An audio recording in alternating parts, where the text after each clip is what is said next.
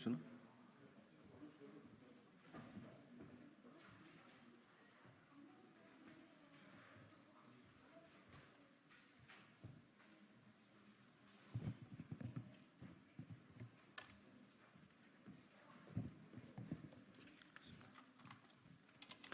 예, 더불어민주당 원내대변인 윤종군입니다. 두 건 브리핑을 하도록 하겠습니다. 거짓말만 일삼는 대통령과 대통령만 감싸는 여당의 국민의 분노가 임계점에 다다랐습니다. 재검토 결정을 하루 앞두고 용산 대통령실과 이종섭 장관의 보좌관이 13번이나 연락을 주고받은 것으로 드러났습니다. 윤석열 대통령과 이종섭 장관이 통화한 직후의 일입니다. 전화한 적 없다던 이종섭 전 장관과 신원식 현 장관이 10차례 이상 연락을 주고받은 사실도 확인되었습니다. 눈만 뜨면 새로운 진실이 끊임없는 파도처럼 밀려들고 있습니다.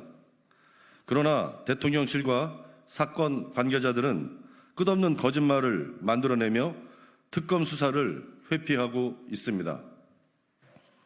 심지어 대통령실은 최상병 사망 이후 대통령이 2번 관여했다는 언론 보도에 관계자 인용은 잡음 운운하며 파렴치한 변명을 늘어놓고 있습니다.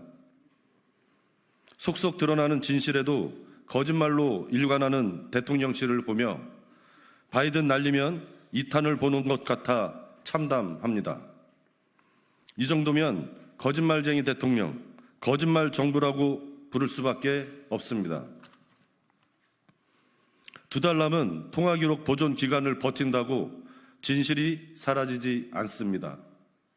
증거인멸을 위한 시간 벌기 꼼수에 속을 국민은 더 이상 없습니다.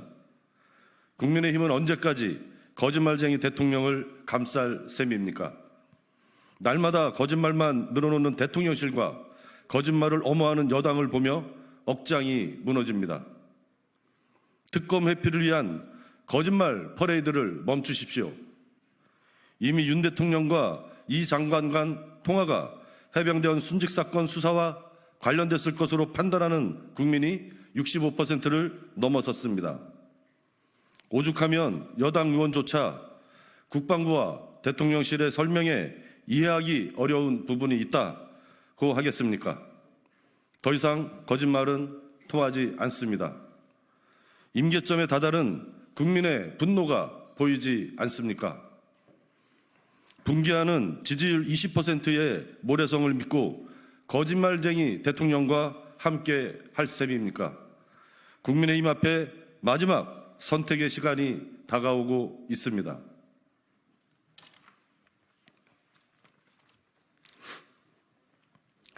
행정부의 독주를 막겠다는 것이 독재입니까?